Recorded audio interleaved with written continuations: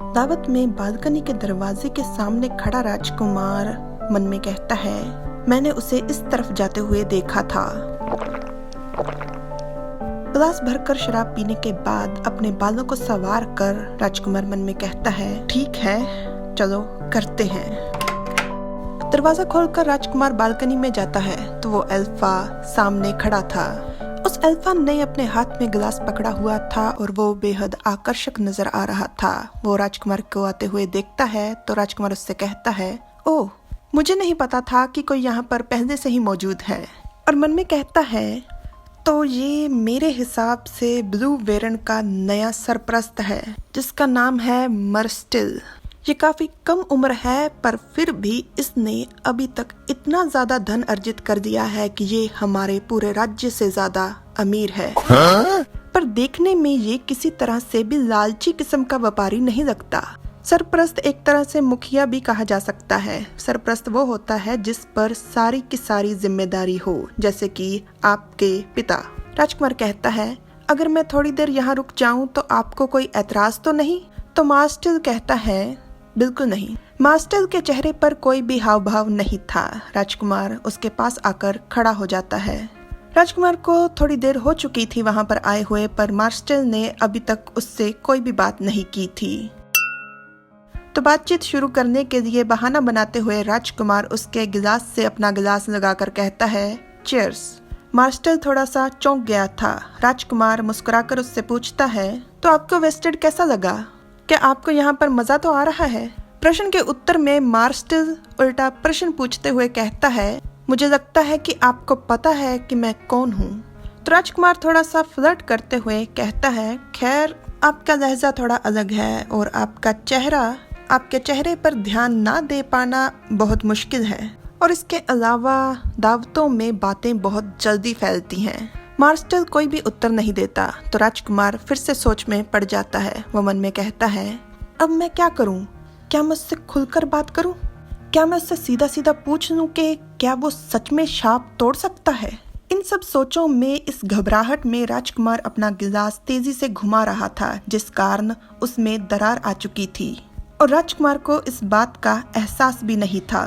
तो मास्टर अचानक से राजकुमार का हाथ पकड़कर कहता है, ध्यान से, आपका गिलास टूट जाएगा। मास्टर राजकुमार के बेहद पास था।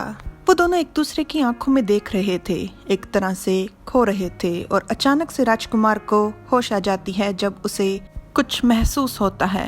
राजकुमार चौंक जाता है और मन में कहता है, फेरामोन्स। मास्टर ने अपने फेरामोन्स छोड़े थे और उसके फेरामोन्स ने उसे और राजकुमार को घेरा हुआ था। राजकुमार मन में कहता है, फेरामोन्स एक दुनिया है असाधारण लोगों की जिनसे आम इंसान बिल्कुल अनजान है। इस दुनिया में लोग खुद को और दूसरों को रिझाने के लिए फेरामोन्स छोड़ते हैं। दूसरों को अपने प्यार में डालने के लिए, अपने जज्बातों को दूसरों तक पहुंचाने के लिए वो फेरामोन्स का इस्तेमाल करते हैं। शब्दों से बेहतर तरीके से, शब्दों से ज़्यादा प्रभावशाली तरीके से फेरामोन्स प्रेम प्रस्ताव पेश करते हैं। पर जिस पर छाप लगी हो उसका शरीर उसके साथी के फेरामोन्स के अलावा बाकी सब के फेरामोन्स को नकार देता है। कुछ ऐसे ही प्रतिक्रिया राजकुमार का शरीर देता है। राजकुमार एकदम से अपना हाथ पीछे खींच लेता है, जिस कारण गिलास नीचे गिरकर टूट जाता है। राजकुमार की सेहत बहुत ज़्यादा खराब हो गई थी। वो बहुत ज़्यादा घुटन महसूस कर रहा था, जैसे वो बहुत सारे बारीक बारीक धागों में बंधा हुआ हो। वो मन में कहता है, किसी ऐसे के फेरामोन्स जिसका छाप से कोई संबंध नहीं है, उस पर छाप की प्रतिक्रिया बहुत ही भयानक, बहुत ही दर्दनाक, और जो इस दर्द में होता है वो इसे नर्क मानता है। मास्टर अभी भी वहीं पर अपने हाथ को वैसे ही लिए हुए खड़ा था और कहता है, कृपया मुझे माफ कर दीजिए, मैं आपको कोई नुकसान नहीं पहुंचाना चाहता था, मुझे तो बस आपकी महक को जानने की रुचि हो रही थी। राजकुमार उसे कोई उत्तर नहीं देता। वो दूसरी तरफ देख रहा था। उसने अपने मुंह पर हाथ रखा हुआ था, शायद वो खुद को काबू करने की कोशिश कर रहा था। मास्टर कहता है, पर ऐसा लगता है कि आपको मेरे फेरोमोन्स कुछ खास अच्छे नहीं लगे। राजकुमार तुरंत उसकी तरफ देख उत्तर देता है, नहीं, ऐसा नहीं है। राजकुमार बहुत ज्यादा गुस्से में था, वो बहुत ज्यादा चिढ़ा हुआ था और मन में कहता है, छाप की प्रतिक्रिया से मेरा जी कच्चा हो रहा है। मार्शल माफी मांगकर चल पड़ता है। राजकुमार मन में कहता है, नहीं, मुझे तो छाप के बारे में बात करने का मौका ही नहीं मिला। राजकुमार कहता है, रुको, और तुरंत उसका हाथ पकड़ लेता है।